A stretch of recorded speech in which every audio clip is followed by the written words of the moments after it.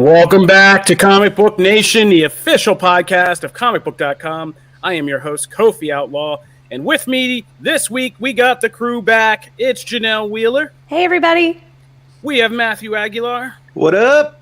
And completing his trip through the comic book podcast circuit is Mr. Turn Up. Charlie Ridgely is back with us. What's going on, guys? And as you guys are probably, if you're watching this live right now, you probably are hyped as we are for the big movie release of today. We have a big movie release. It's Godzilla versus Kong. Godzilla. The Monsterverse. Godzilla, the Monsterverse climax that we've all been waiting for. Now that it's out on HBO Max, we are going to talk about the film. We're going to try to do kind of a review. We'll get into a little bit of spoilers, but we'll try to keep it mostly spoiler-free and try to talk some vagary around this because I know as we're recording this and doing this live, a lot of you have not had a chance to log on and watch it yet. So we'll try to keep that on the safer side while just telling you what we thought and having some arguments about what went down in this movie. So we're going to do that. We've also got to review the new Robert Kirkman series, Invincible, on Amazon. That just dropped its first batch of episodes over the weekend, so we got to talk about that. We got to touch on what's going on in the Falcon and the Winter Soldier, and we got to talk comics. So, you know, this big geek podcast has a bunch of geek stuff we got to do today, so let's get to it right at the top. So, let's talk about Godzilla versus Kong. So, I got to see this in the theater. Charlie, you got to see this in the theater. We were lucky enough to go out and see this. Matt, I know you're streaming it like as we speak. I watched it, yeah. Oh, you got before it? Nice. Right before the show. I skipped a couple parts in the middle because I needed to make sure to get to the last bit, but hey, we're good. I mean, that's Will okay. you rewatch it? Will I rewatch it? Actually, yeah, but you don't have to skip. We'll get to why. Yeah, no, I actually All will. right, so cool. So how we're going to do this is we are going to talk about the movie, but let's try to keep it kind of spoiler-free. I know that's a hard challenge, so I guess I will...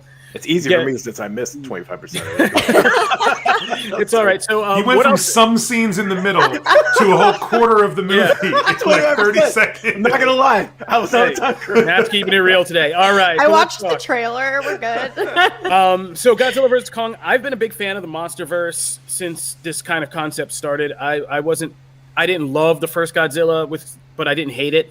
I'm a big fan of Kong Skull Island. I love that film. It's still, I think, my favorite of the Monsterverse, but I think this is a close second. Godzilla vs. Kong, at the very least, delivers what it says it's going to deliver, which is Godzilla versus Kong.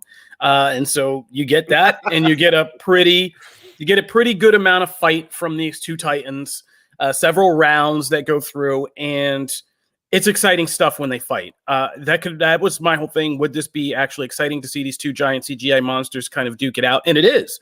Their fight mechanics are probably some of the most interesting in the Monsterverse, and the spectacle is thrilling when they do rumble, and it takes center stage, and it's definitely captivating and entertaining. So you get that. So at the very least, it does what it says it's going to give you: Godzilla versus Kong. There are some things I didn't love. Nobody loves the human story of the Monsterverse ever. And I feel like Kong Skull Island still has, if not the strongest human story, the best human characters I like are still in that movie. This one, thankfully, has a lot of very talented people kind of carrying the stupid human part. You got like Alexander Skarsgård, Rebecca Hall, Brian Tyree Henry, Millie Bobby Brown, and Julian, what's his name from Charlie, you're muted. Julian Dennison. Yeah, Jennison from Deadpool 2 and Hunt for the Wilder People. And yeah. So all together as an ensemble, they do a pretty good job of carrying the human portions and making that stuff kind of at least bearable. I mean, but it is just filler to what we want to see, which is the main event. Now, that's my good part. My bad part is I have real problems with the actual Godzilla versus Kong fight of this. Not the actual visuals or the excitement, but just how that goes down and what the quote unquote resolution of that is. Feels a little bit hackneyed and just at odds with the rest of the story. It feels like we get a really good kind of character story for one of these titans, and not so much the other, but there is this weird thing that happens in this fight that just feels like a studio or two came in and were like, we have notes. Here's how the fight's got to go. We got to have this. We got to have that. And this is what we're going to want in the end. And it's just like, okay.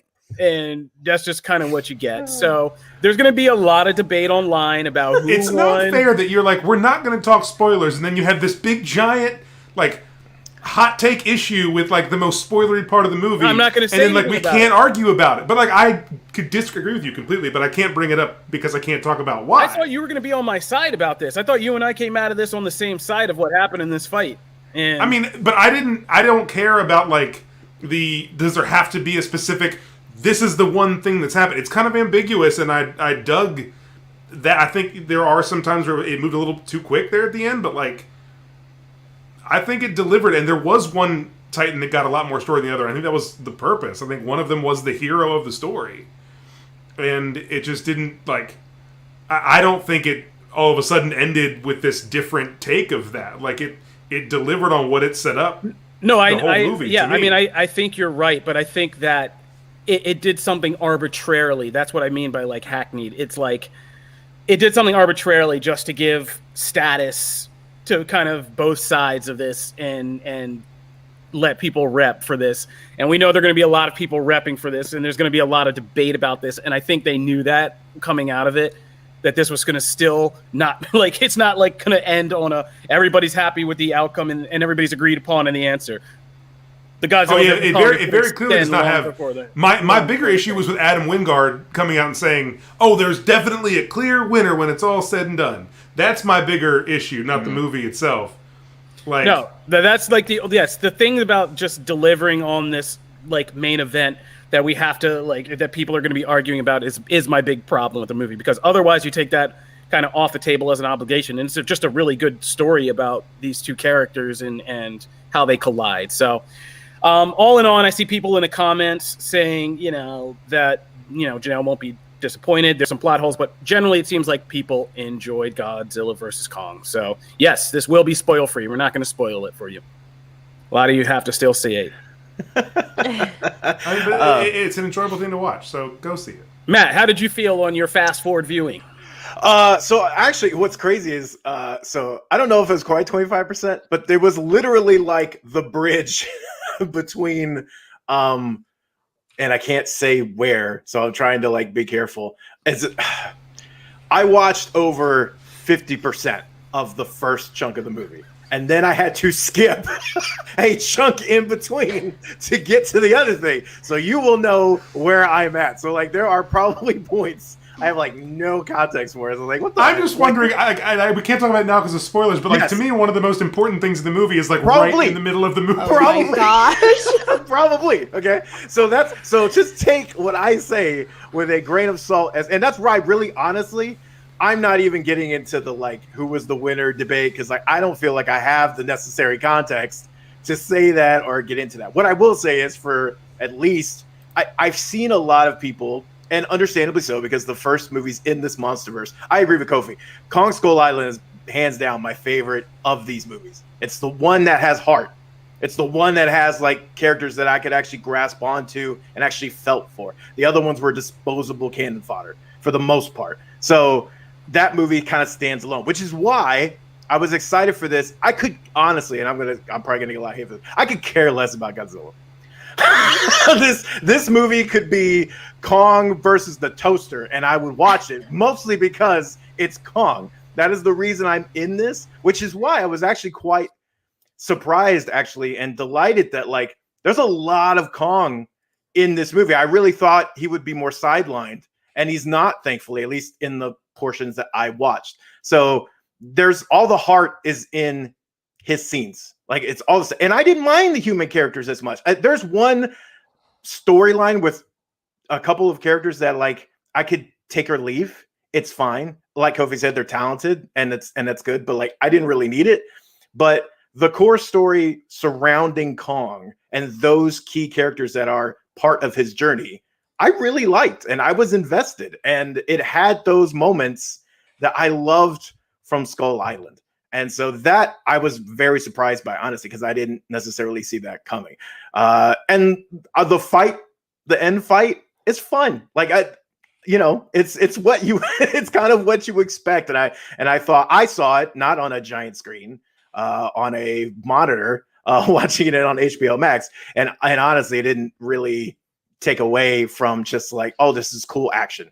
So even people who are streaming will still get something out of it, even though it's not all dazzling and sparkly like on the big screen. So I dug it. I mean, I came away liking a lot more than I didn't like. Again, I will go back and fill in the blanks and see how I feel about how things end, if there's a clear winner, things like that. But I dug it.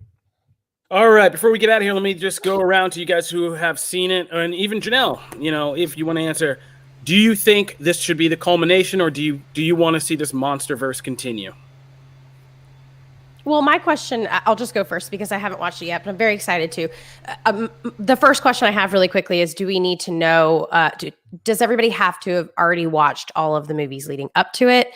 And if so, like, is it like a multiverse type thing where these movies all come together? And if so, how would the future ones fit in with this one? Or you're asking a lot of complicated questions for a very simple franchise. Like, this is the fourth movie. It's not like this is Avengers Endgame. Like, right. This is the fourth movie in the series. Yeah, it's just a fourth movie. But you can enjoy it without Kong seeing destroyed any some others. stuff. Godzilla destroyed some stuff. Godzilla destroyed some more stuff with like Rodan and Ghidorah, and now it's Kong and Godzilla destroying stuff together. Good, because I don't even know if I saw the other ones. Truly. I mean, I don't know what you were doing in Russia since the mid 2000s. It's good though that if you did see them, they left that much of an impression. Yeah. Okay. Well, I would like speak to see highly more of it. because my motto is more content. So yes, I would like to see more of this monster world and Really, and all really of these embracing characters. the 21st century, Janelle. We need to get you a Who? shirt that says More that. content. No, I'm working on some stuff, guys. Yeah. I love when we call films We're content. not That's good promoting stuff. We're not promoting your content. That's Stop good that. stuff. Guys, let's hear it, boys. Charlie, what do you want to say? I mean, I don't need more. I'm with Matt on the Godzilla thing. I don't really care about Godzilla all that much, but I think Kong is a really, really interesting character, and they show that with this, like him being the protagonist essentially, and how he can have a soul and a story and a growth. I really dug that, and I would love to see more of his story. I think that there's a lot to explore with him post this movie. I think the Godzilla stuff kind of feels resolved. Like taking my feelings about Godzilla away, it kind of feels like there's like, okay, like there is resolution with where Godzilla's tail kind of comes to an end, where Kong kind of, I think, opens for more things. And I think part of that too is just how Adam Wingard brought Kong to life. He felt like a human, and he had a really interesting story. Adam Wingard was supposed to make a Kong movie when Universal had the rights to Kong after Peter Jackson, and I think he really kind of took that and ran with it in this. He took that concept and really brought Kong to life in an interesting way. So another Kong movie would be awesome. I don't know how much more MonsterVerse stuff I need, but I'd absolutely watch another Kong movie. All right. I mean, I think it's been interesting, if not perfect in its execution. But yeah, I think Kong Skull Island is still my example of how you can do some of these movies, and they don't even have to be crazy big budget, and they can still be really good and kind of really fun. So there are things that I want to talk spoilers so bad, but just some of the places we get introduced to in this, I would like to see more of the movies set in those areas and things like that, and kind of leave the. I mean, we know human it has Hollow cities, Earth. We can say Hollow Okay, Earth. We know okay, that yeah. like that's been out in the open. We know they go to Yeah. Hollow Earth. Like So yeah, I want more Hollow Earth exploration, Journey to the Center of the Earth type stuff. That stuff would be cool. And the stuff that's in here from this movie is cool. I don't need to see like a Pacific Rim clone, the coastal cities being like, oh my God, again, like we've seen that enough, right? But I would like to see it kind of taken into a real full actual MonsterVerse, because the concepts you can play with down there are cool.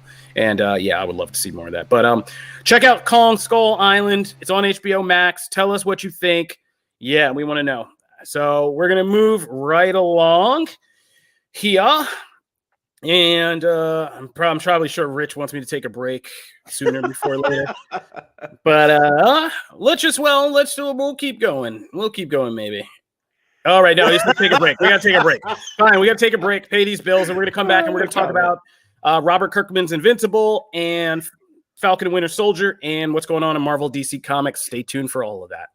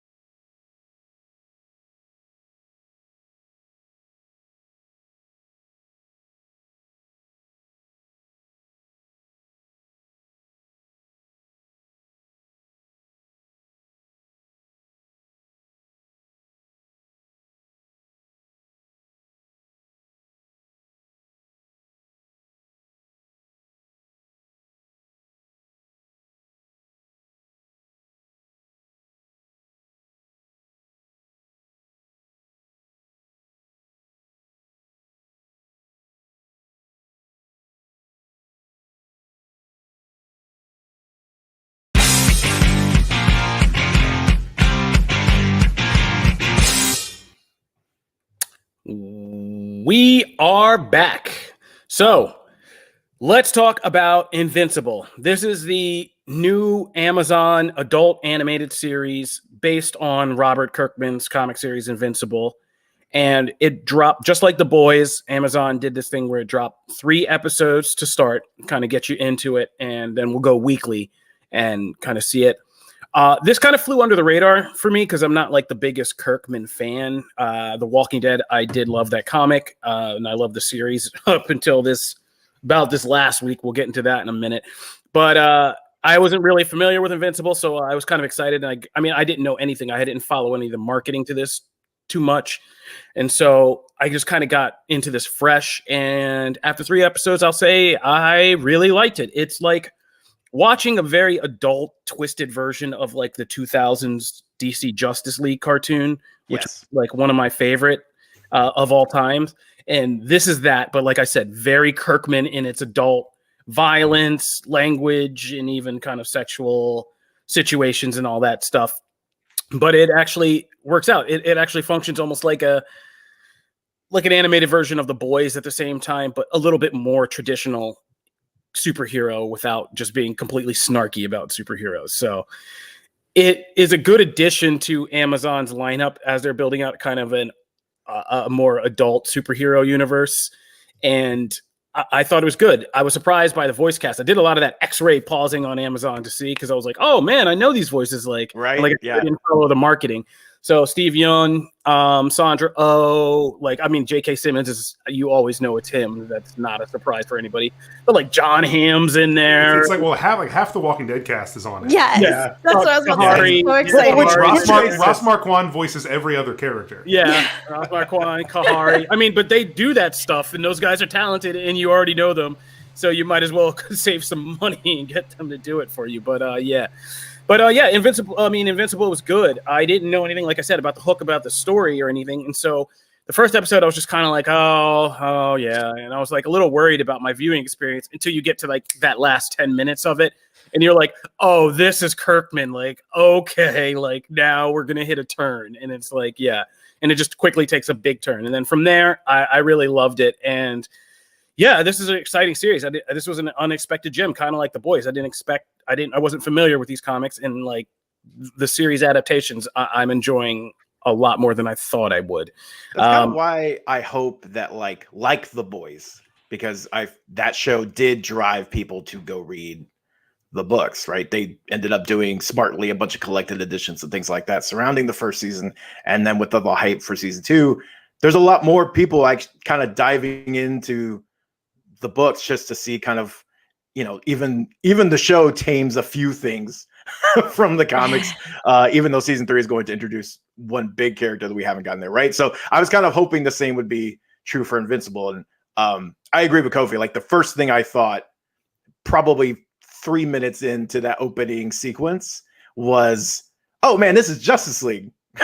And man, I miss Justice League. Like I was very much like, I need to go pop in Justice League Unlimited. Like I need to go watch that. But then of course you get the Kirkman flavor, which, I'm hit and miss with Kirkman. Like I like Invincible and I liked Walking Dead. And I like some of his other things too. And then of course, you have like Die, which it's over the top. It's too far. So like, this is kind of a perfect balance. It's some of the edginess and ridiculousness of the concept, but reined in just enough. And Invincible kind of strikes that balance in the comics a lot. And so here, I thought they did a really good job. I wasn't sure how I felt about the animation about midway through the first episode, but like once you get into 2 and 3 and everything kind of starts to gel, like I felt that way too about some of the voices. I was like, I don't know. Like I love J.K. Simmons, but I was like, I don't know if he's Omni-Man. Like, I don't know. I'm not getting that vibe yet. And then like once we get past there, I have to say, and I cannot for the life of me remember, I'm blanking on his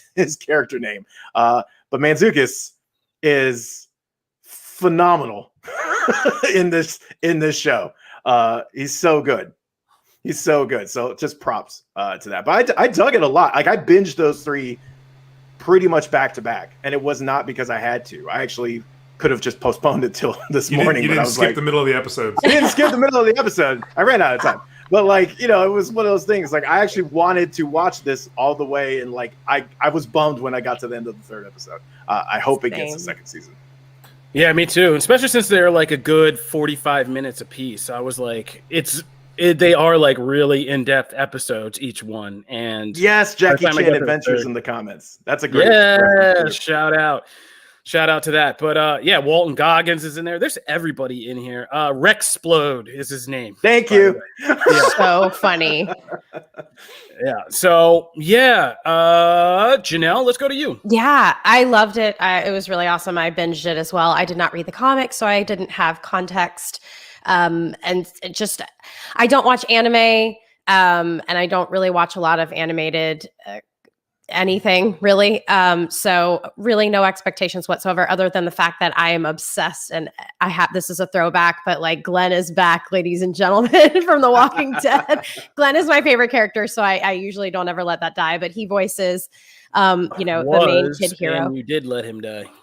Yeah. Wow. Well, and which brings me to my next point. Exactly what you said, Kofi.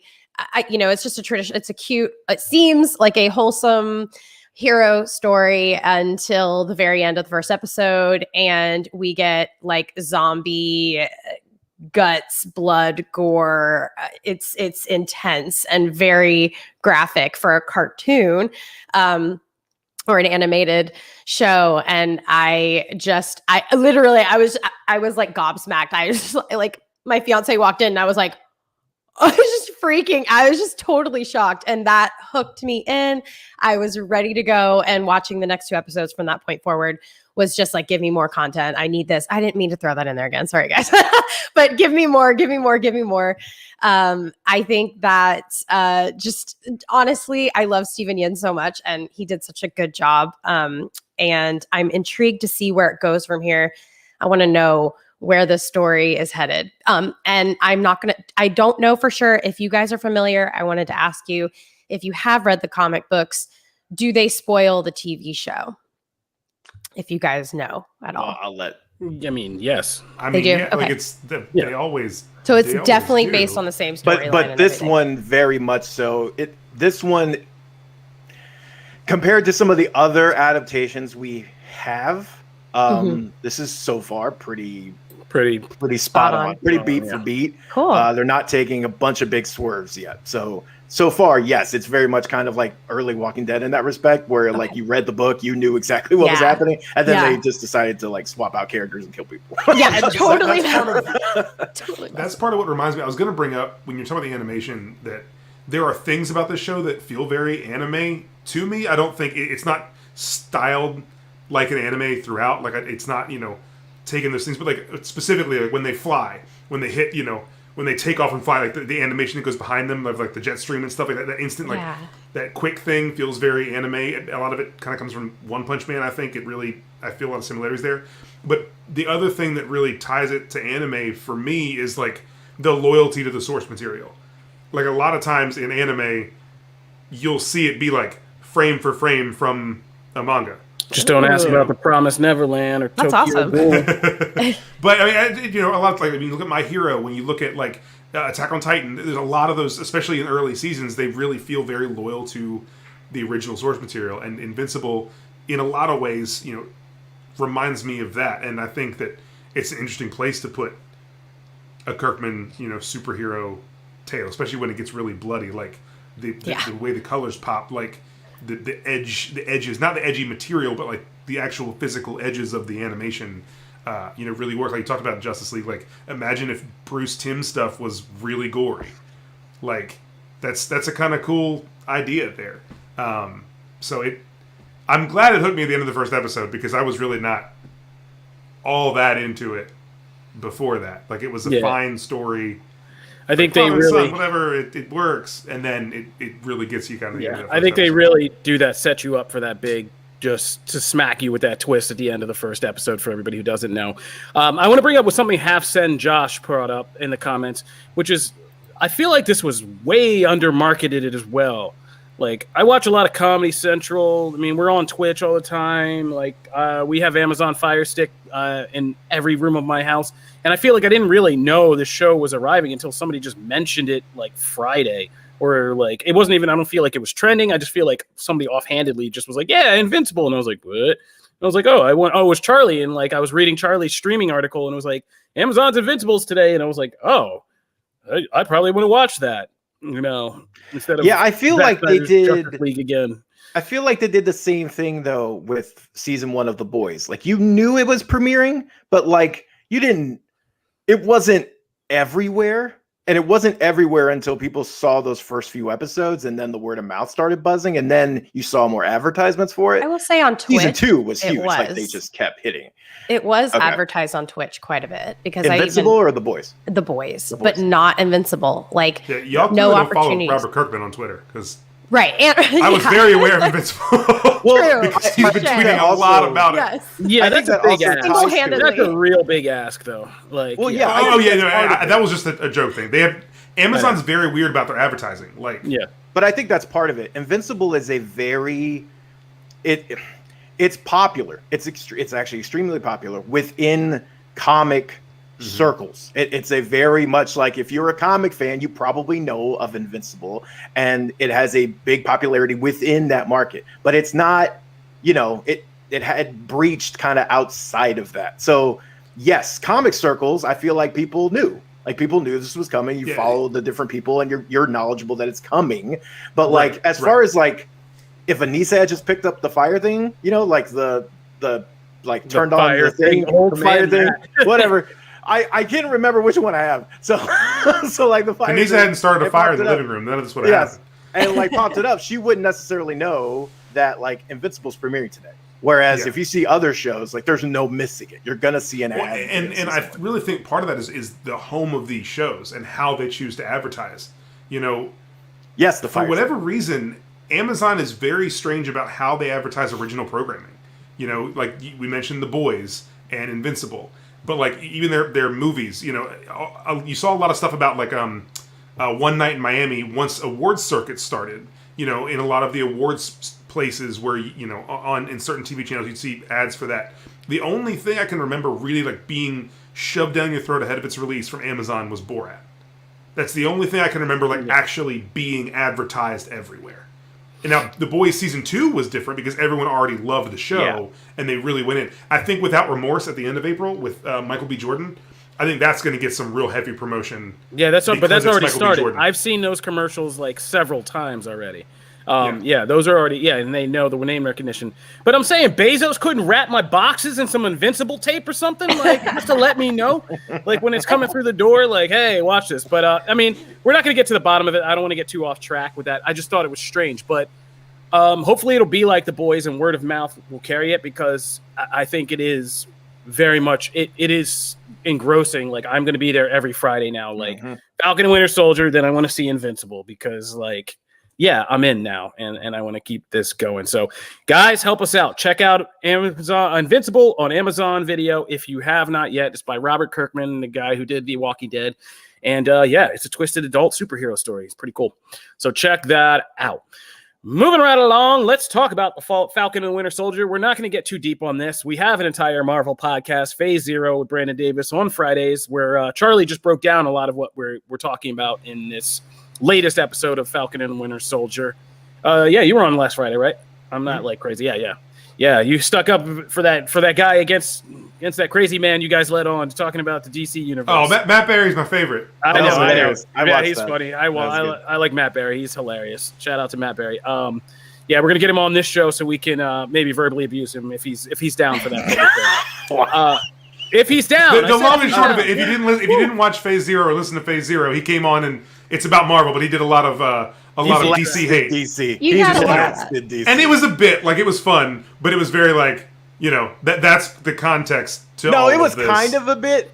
It wasn't a bit. I think that the feelings were there, but then the bit was the bit, But that's what we're talking legally, about. We had to say this is a bit. No, but I'm just kidding. But no, shout out to Matthew Berry. We'd love to have him on and argue this stuff because we are just an argumentative bunch anyway. But let's talk about Falcon and Winter Soldier episode 2. Basically, I just wanted to mention I wrote a piece about this, but how surprised I am that Marvel is getting so real about so many things in these shows. Not just Falcon and Winter Soldier, but WandaVision's kind of subtext about, just everything from, female like roles over the decades and agency and grief and depression, mental health, and all that stuff. Like, that was some serious subtext. And this one is just, it's even more pronounced. It's talking about race, politics, and just so many things that they didn't even know would be timely now, about like symbols for America and, anxieties about medical history and experiments and kind of things getting injected into you and stuff that we're kind of dealing with right now. But yeah, the second episode was really a powerful kind of one. First of all, he actually gave us the Falcon and the Winter Soldier, which was a nice change. And the story of Isaiah Bradley, the Black Captain America, and bringing up and referencing Marvel's Truth, Red, White, and Black, which we have an excellent piece on by our own Aaron, and you should check that out too. But I was surprised that they went into it that deep and even had like followed that up with a police scene, and I was like, wow, Marvel's just hitting all the beats. Like, we're really just recapping all of 2020 right now. Like, let's just go through it. But and to me, I know some people don't agree, and that's fine. Each person can have their own opinion, but I like that Marvel is adding an element of something real to these at least long form stories. I agree with you guys in the sense that I should be able to go sometimes to a movie theater, see a Marvel movie, and escape for 2 to 3 hours and have that be just big blockbuster entertainment.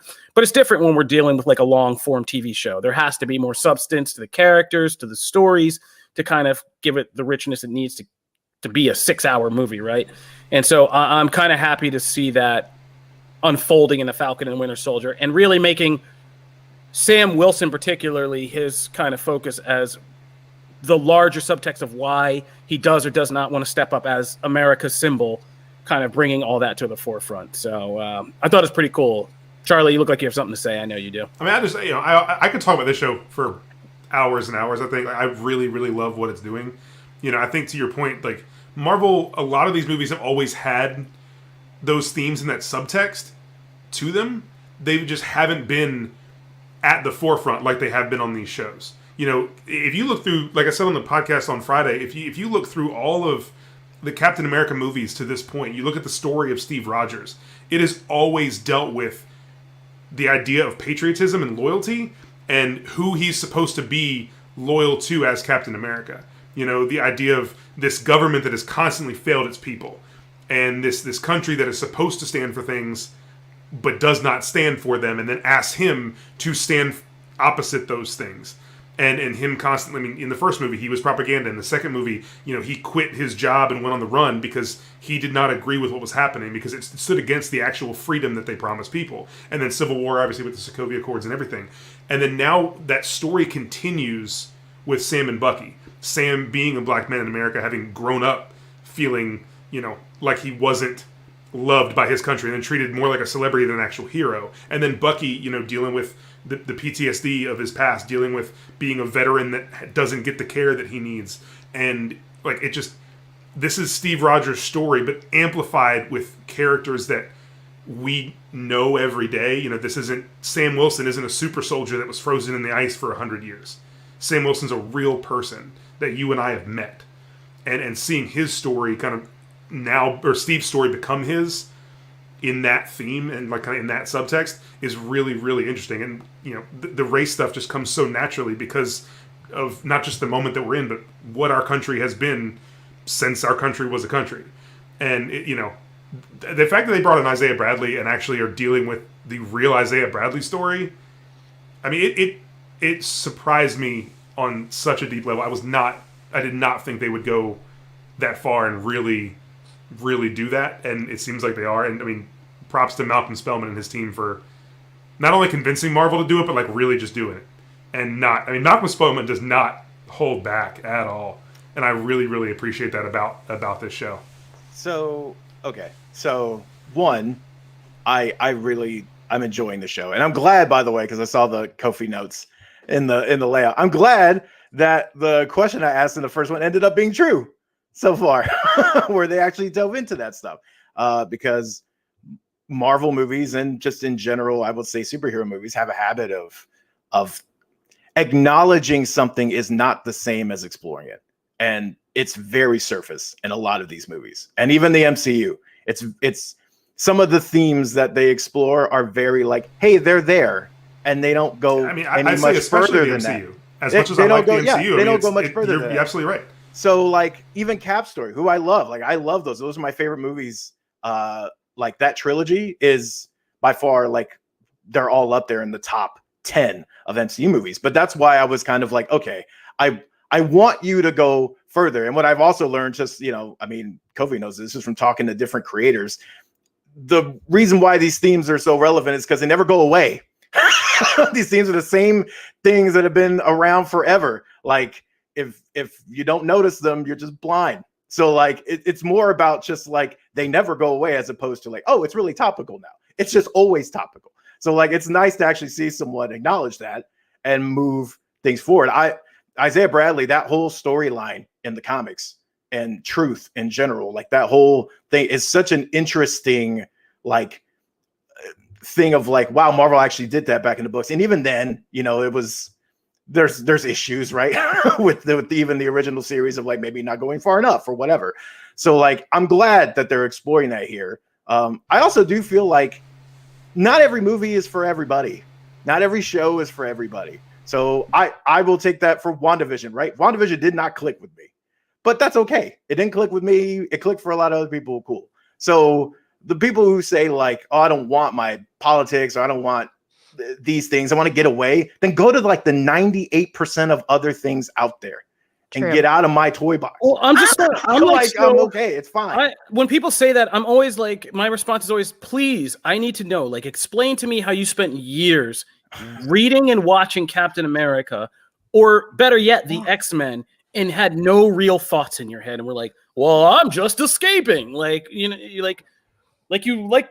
like Charlie just recounted, every single one of these Captain America movies. I mean, First Avenger might have been a little bit more bubblegum about it, but like Winter Soldier and Civil War are real serious about like everything from geopolitics to the view of politics and how hardline and it should be or not and all this stuff. So yeah, I never really get that argument. It just seems like when we touch on subjects you may not feel comfortable with or don't like the opinion of the storyteller, you're just like, we shouldn't touch on that, is kind of how I feel about it. Which is fine, by the way, to not, whether it makes you uncomfortable or whether you just don't like it. Cool. I'm not telling you what to feel about it. All I'm saying is don't shovel me that BS about like, oh, well, we'll get it out of my... No, the universe is big.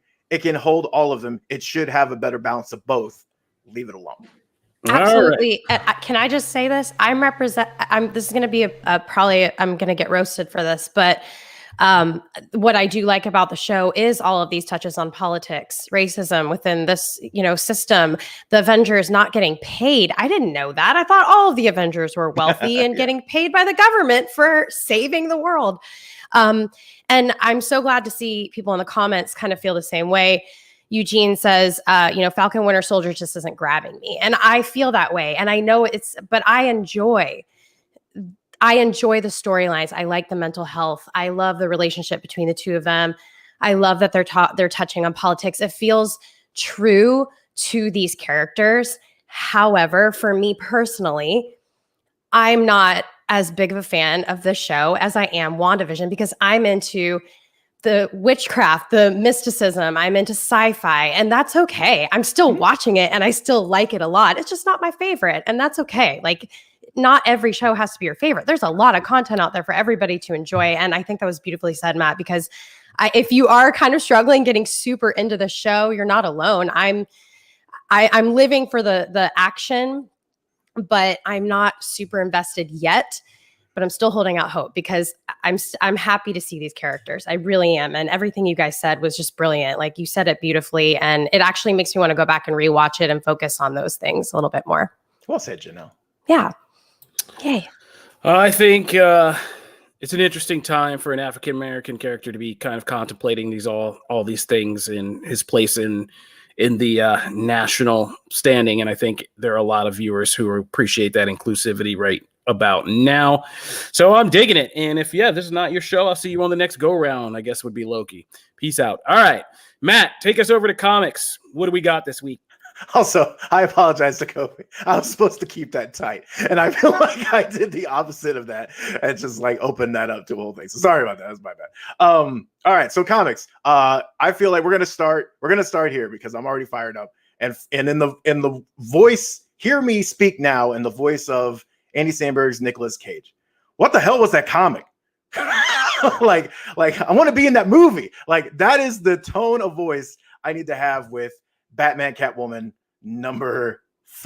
I don't, this comic, like, as you know, we've been talking about this storyline for a minute here, and I would say the general demeanor of the first 3 issues was like, we liked them. We had issues with certain things and like how the timelines and maybe is it a little too bloated, things like that. But overall, I think like most of the talk on this show anyway was pretty positive. I came away from this like I had to go back and reread it to just make sure like I wasn't like missing key details and like things that happen. This issue was just a mess for me. Like I don't like saying that it was a gorgeous mess because this book is beautiful. What a beautiful mess. What a beautiful mess, oh man.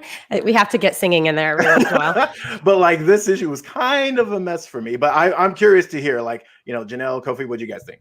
I mean, I can just back you up and say, yeah, it was a damn mess. I stumped for Tom King a lot, but yeah, this is just getting too crazy and convoluted. Like we're sliding. I feel like in scenes, I feel like we're sliding between timelines in the middle of scenes now. Like, well, I think there's like one panel with like Helena Wayne as Batman, and then it cuts to like present day Catwoman, like from there, and it's just like I get that we're trying to see the kind of rippling effect of this stuff over time and these connections over the past, present, and future.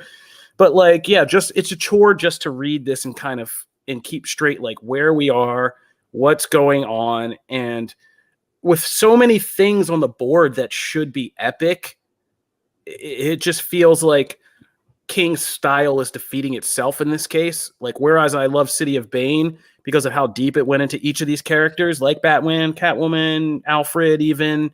It's just like, yeah, any one of these storylines would be rich enough to delve into.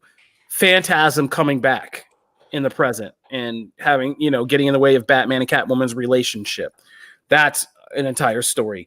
The reveal that Joker and Catwoman have some strange, weird quasi relationship that started in the past early days of Batman's career. That's a storyline. A future where Helena Wayne becomes Batman and her mother is trying to outfox her in an investigation into a murder is itself a comic series. All of these things happening at once just kind of feels like it's diluting the richness of these big Batman events that are just thrown together in this weird mix. And to make this larger point that I feel like is just getting swallowed up in all the smaller kind of, you know, in all the smaller parts. Like I'm like, and it just gives you a little bit of what you want. And then it just kind of snatches it away too quick. Like I wanted to see more of Helena trying to track this down and confronting people like Penguin and that whole thing playing out with where she leaves. And then, you know, Selena comes out from the back and has that whole Penguin cat moment thing, like that stuff. I was like, whoa, like that made me sit up and be like, whoa, like that was intense. Like that could have been all of issue 4, that whole thing, just the investigation, finding Penguin, you know, confronting Penguin, her leaving, you know, the cliffhanger of Selena coming out and murdering Penguin. Like that would have been like a great issue. That hurt my soul a little bit. I'm not gonna lie. Too. Yeah, I mean, like, poor Penguin didn't do anything to anybody. I know. Oh, by the way, spoilers. Yeah, and so like, but like all this stuff together, it's just like, yeah, it's just swallowing itself up. It's swallowing up its own potential, and it's just a shame to see. Yeah, agreed. Janelle, what'd you think? I'm just gonna confirm. I'm with you on all of this, both of you. Just a little confusing. I not my least favorite comic ever, but definitely, you know, having a hard time following. The art is definitely keeping me there on the page. I'm enjoying the artwork very much. Boy, can he draw eyes, lips, bodies. The women are stunning. Like there's that final scene, like towards the end, where like Batman's standing on that, I don't know what he's like, a gargoyle or whatever, and he's just like looking at the sky. I was like, shit, like there's so many moments, like picturesque moments. But I agree. But yeah, and of this whole series, for me, this was the weakest book so far, and really hoping that it kind of gets a little bit more momentum on the next one. Again, I don't hate it, but it is. I have to be very I don't have any music on in the background. I'm like reading. I'm focused. I'm giving it all of my attention to make sure that I'm not missing what's happening. But yeah, it was okay. Yeah, I felt like I missed. I actually looked and was like, when did Selena get kidnapped? And I had to go back and read. I had to go back. And I was like, when did that happen? Yeah, I agree. I would be interested in this if we ever actually get to talk to Tom King, because I feel like this is the most negative we've ever been about one of his books on the show. But love the stuff overall. But I'd be interested to see, because of course his original Batman run was supposed to be 100 issues.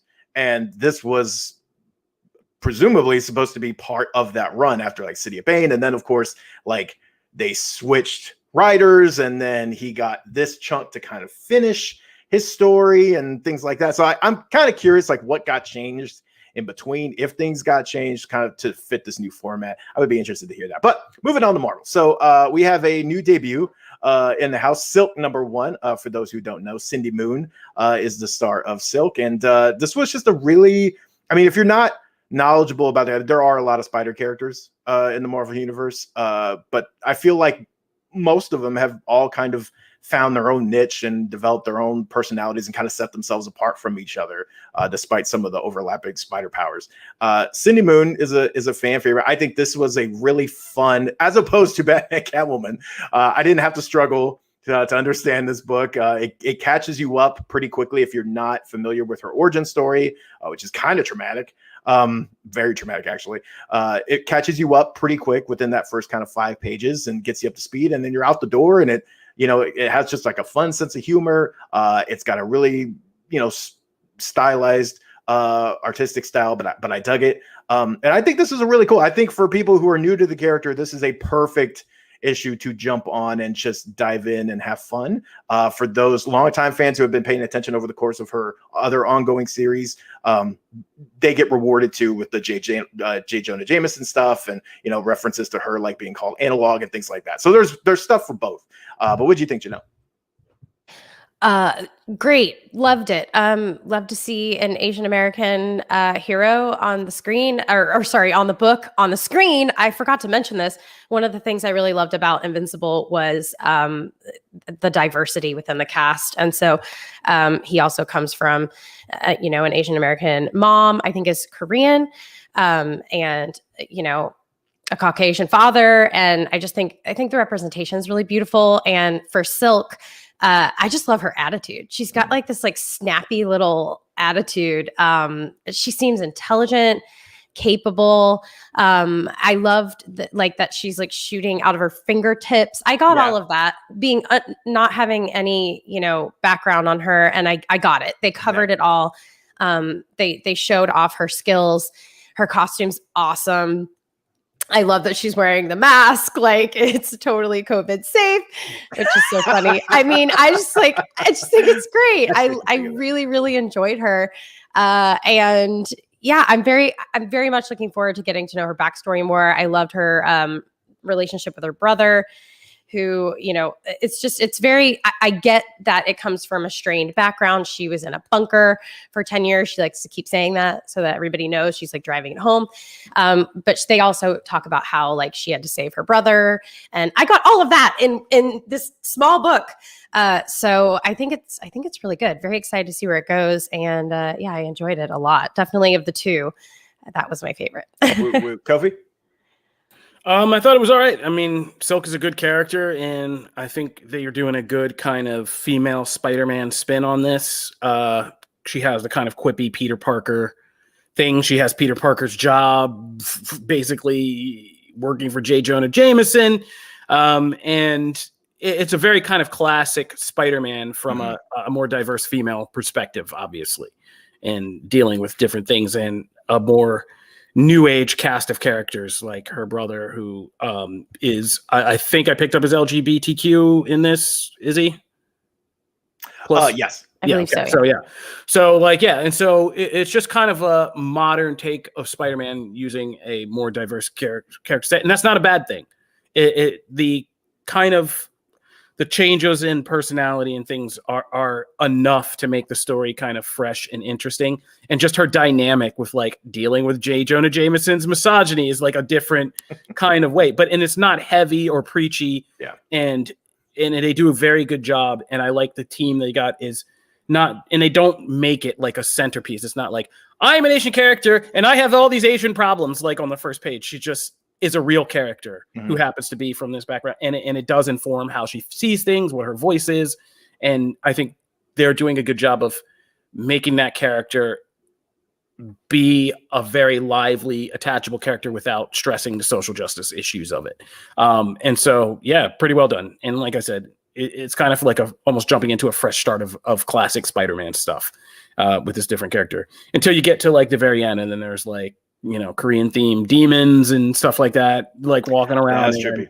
And then you're like, wait, what? And then it's just like, to be continued. It takes a swerve there. I agree with you. I feel like right now the current Amazing Spider-Man series is very much like classic kind of soap opera melodrama, which people there. I used to love that about the like 90s Spider-Man books. So it definitely has, an audience and fans. But if you were kind of looking for something in the same vein that, felt a little fresh, but also had more of the quippy, banter-filled Spider-Man style adventures, this is a perfect book for you. If that current like Peter Parker Spidey isn't really clicking for you. So I feel like this would be something I would definitely recommend for those fans as well.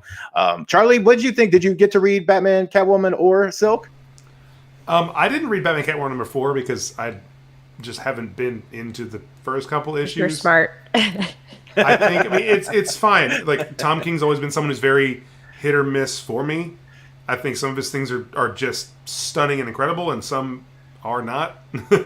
And this has kind of been like right down the middle, and it's just I've reading a lot of backlog comics now. I've been reading through a lot of Falcon and Winter Soldier stuff, like reading a lot of weird like Marvel Magic stuff from the past, and it just I didn't want to keep investing my time into it. It's fine, and I get why people like it, but it's not my thing. And unfortunately, I love having strong. I feel like I always have strong opinions about stuff. Both these, like, Silk is good. I enjoy the character. I think the story that it's setting up here it could be great, but it hasn't really done too much yet to get me really excited. But like, unlike Batman and Catwoman, like I am gonna read another issue and like see how I feel going forward and see if it continues to hook me. But they're both. It's weird to feel indifferent because I rarely feel indifferent about things. Charlie's saying you didn't pick any winners this week, Matt. How do you feel about that? All the books I really loved this week were from Image. Redneck's one of my favorite ongoing series maybe ever, and so Redneck had a new issue, and that's where I spent a lot of time this week was over in Image stuff. No, that's fine. That's good. And also, honestly, half the job of a comic is in 22 pages to hook you for the next issue. So if it managed to do that, then that's half the battle. It's solid. It was solid. Yeah, that's comics this week. All right, thank you, Matt. That's comics. Let's talk about a quick few mentions before we got out of here. Some of you have mentioned some stuff in the comments, so we'll just get to it. First of all, yes, My Hero Academia is back streaming on Funimation and Hulu for season 5, and that's pretty exciting. If you're also reading the manga version of that series, we may be looking at the end. Attack of Titan came to an end also, but we found out we were going to get another part of the story, thank God, because everybody was like, how are they going to end this series without finishing the manga? And now we'll know in 2022 we'll get a second half, so that's pretty exciting as well. Charlie, you'll love this. I wanted to mention that Solar Opposites is back on Hulu. That is the series from Justin Roiland, one of the co-creators of Rick and Morty. And Solar Opposites is great. I really just think they need to spin off this wall into its own show. Like, it's so dark. And this season with the serial killer, like the whole Silence of the I'm Lambs just getting vibe. into I'm just getting like the third episode, but I love The Wall, and it's about a group of aliens who crash land on Earth and have been here and are trying to adapt to Earth culture and do so in some funny ways in America. But they keep a collection of people they shrink down in a big, almost like ant farm world against the little alien kid's wall, and the wall is its own show. It has its own the first episode. season, it was like you got little glimpses of people on the wall like throughout the series, and then the second to last episode, it was entirely the wall, and it was not funny like the rest of the show. I mean, the show's hilarious, but it was not funny. It was like a full on. They were revolting against like the autocratic leader of the wall. Like, it was nuts. It was a full on like war post-apocalyptic story, and then this season it's all like a serial killer they're investigating, and Sterling K. Brown voices like the main wall character. It's so good, and it's so dark. It's so funny. So dark. The show's really irreverent kind of commentary on American culture in particular from the viewpoint of these aliens. But then you just get these cutscenes inside the wall that are like Charlie's saying, like super serious. Like the end of episode 2, I was like, it was so gross. Like you talk about gory with Invincible. Yeah. Yeah, they do some pretty nasty stuff in the show. And the Solar Opposites is a fantastic show. Yeah, and I would watch a whole show about just the wall. Oh, yeah. Yeah, it is great. So Solar Opposites back, and that's funny. Hulu, you can watch that. I'm watching this Q Into the Storm series on HBO Max, this docuseries about, we don't get political in this show, where that's not what we do, but it's not really even a political show. It's just about the crazy internet personalities that were behind like 4chan and 8chan and leading to Q and all this stuff. And it's just about like the sadly bizarre people who are really behind all of this stuff that has taken over the world and become this huge thing leading to January 6th. And the people in the show are just these weird internet dudes. And it's so weird and sad at the same time. And like, it's crazy. So they release 2 episodes every week. Q Into the Storm, HBO Max. Bad Trip is the Eric Andre movie. If you haven't seen that, on Netflix with Tiffany Haddish and Lil Rel. It's basically like the Eric Andre show movie version. They just get setups in stores and different places where they get to prank people and do these absurd pranks, and it's hilarious. And the overall premise is kind of Borat-ish. He fell in love with a girl that he saw from high school, and he is going across country to meet with her with Lil Rel. And Tiffany Haddish plays Lil Rel's sister who escapes from prison, and they take her car, and she's trying to kill them. And they just freak normal people out in the best ways. If you haven't, it was #1 on Netflix over the weekend. Bad Trip, if you haven't seen it. Eric Andre is a trip. I don't even I can only take Eric Andre in small doses, but in this, this is a great project for him because it lets him do what he does, and it's so effective. And the best is the credit scenes where you get to see the different setups they had and how people really reacted after the scene when they had to basically go get the clearance signatures, and then being like, hey, it's a prank, and and those parts are hilarious. And Snowfall, I gotta plug Snowfall. Thank you, Eugene. Eugene said Eric Andre said on Howard Stern that he got help from Sacha Baron Cohen to pull this off, so that makes a lot of sense. Snowfall, I gotta say, Snowfall is the most underrated American crime show since The Wire.